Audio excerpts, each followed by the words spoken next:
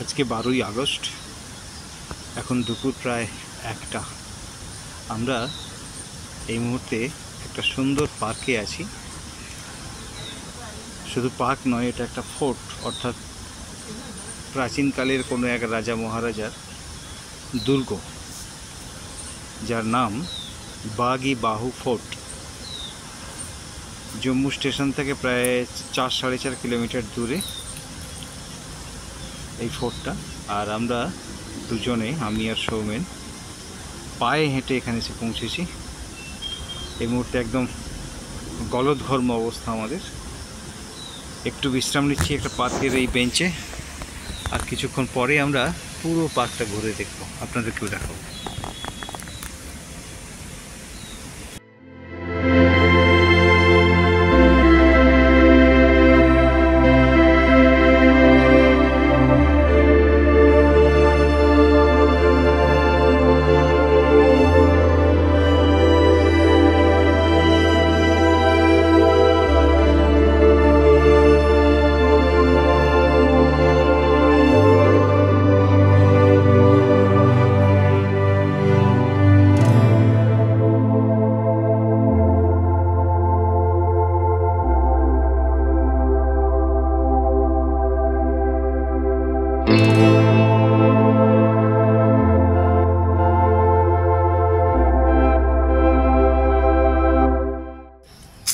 ওই যে নদীটা দেখছেন, ওটা তাবি নদী। আর আমি যে জায়গাটার উপর দাঁড়িয়ে আছি এই মুহূর্তে, মনে করুন এটা 1300 সাল। এই সব কিচ্ছু ছিল না, শুধু ছিল নদী। সেই সময়ে রাজারা নৌকোতে করে আসতেন, মানে নৌকোয় করে এসে এই যেটার উপর দাঁড়িয়ে আছে এর তলায় দেখুন একটা সুড়ঙ্গ আছে। এই দেখুন, এই পথে তারা ওই নৌকা থেকে, ওই যে দেখছেন নৌকো থেকে উঠে নেবে এই পথে, এই সিঁড়ি দিয়ে তারা তাদের এই বাগে পৌঁছতেন, অর্থাৎ বাগান বাড়িতে পৌঁছতেন। এটা একবার শুধু বাগ নয়, এটা তখনকার রাজধানীও ছিল। রাজা বাহু লোচন, যিনি কিনা কি লোচনের, জম্মু লোচনের ভাই। ঠিক বলছি? হ্যাঁ, ঠিক বলছি। এখন আমরা আরেকটু পেছনের দিকে যাব। ওইদিকে সেই ফোর্টটা আছে, যে ফোর্টটা রাজা বাহুলোচনের রাজধানী এবং দুর্গ।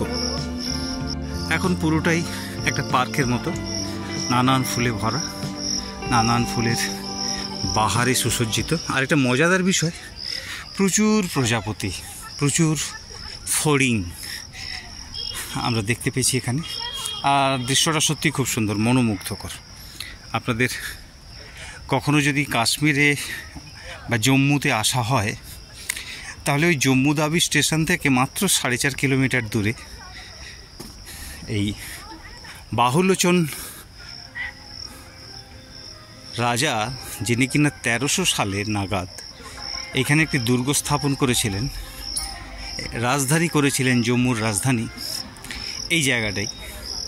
এটা একবার ঘুরে যাবেন, খুব সুন্দর জায়গা। বিশেষ করে যদি বিকেল সময়ে আসেন, দাবি নদীর তীরে খুব সুন্দর একটা সময় কাটানোর জায়গা, খুব সুন্দর একটা পার্ক, মনোমুগ্ধকর পার্ক।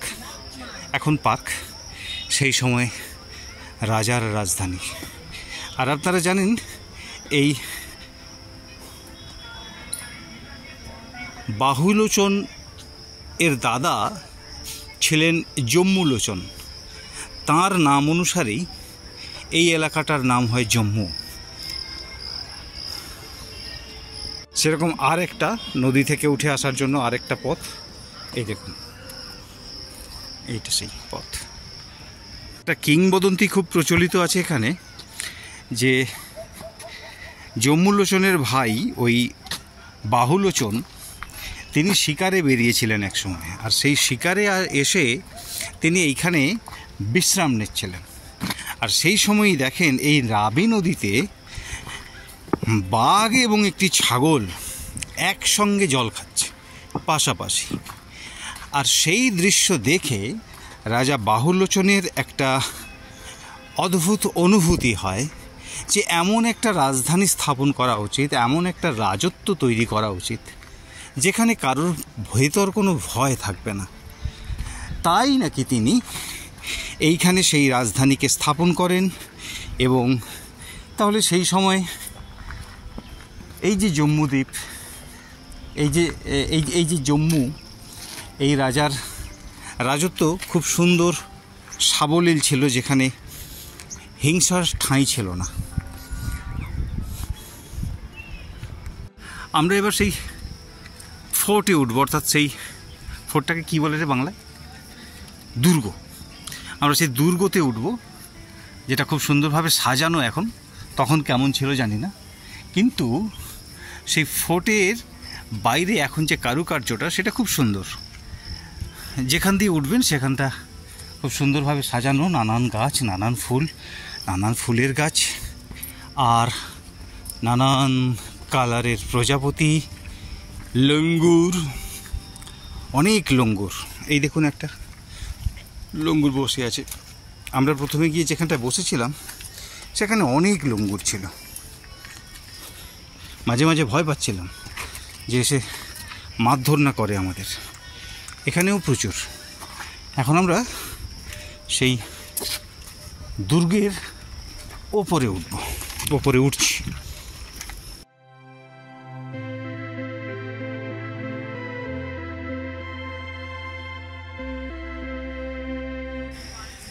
সেই সময়কার রাজাদের মূর্তি বানিয়ে রাখা হয়েছে এখানে, স্কাল্পচার।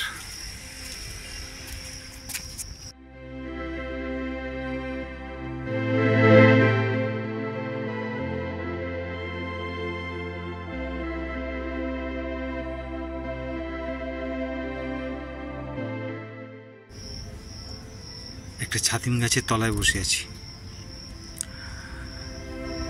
খুব গরম, মাঝে মাঝে বেশ ঠান্ডা হাওয়া বইছে, ভালোও লাগছে। একটু হাঁটলে প্রচুর ঘেমেও যাচ্ছি, কিন্তু জায়গাটা এত সুন্দর, এখনই চলে যেতে ইচ্ছে করছে না। এখন 4টে বাজে, আমরা এসেছিলাম সেই 1টার সময়। তবে যে কথাটা না বললে নয়, পার্কটা মূলত কপোতিদের জন্য, আমাদের জন্য নয়। যাই হোক, খুব ভালো লাগলো পার্কটি।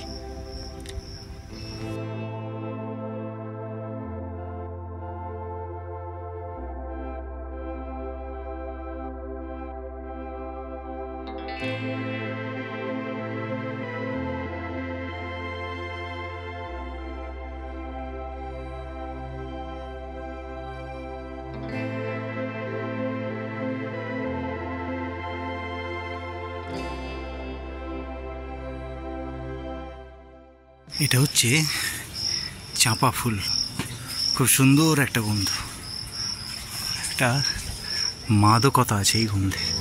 আর আমি এই ছবিটা তোলার জন্য চাঁপা গাছে উঠে পড়েছি। দেখুন কি সুন্দর ছবি।